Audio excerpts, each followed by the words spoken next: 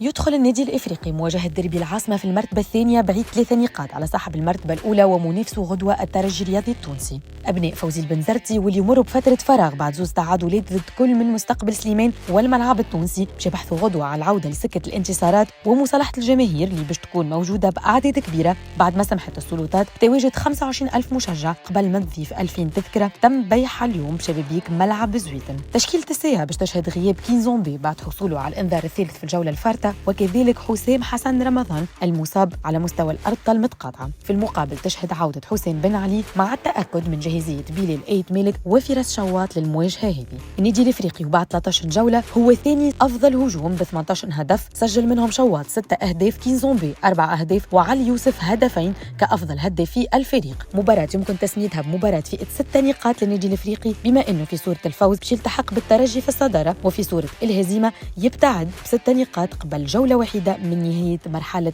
الذهاب.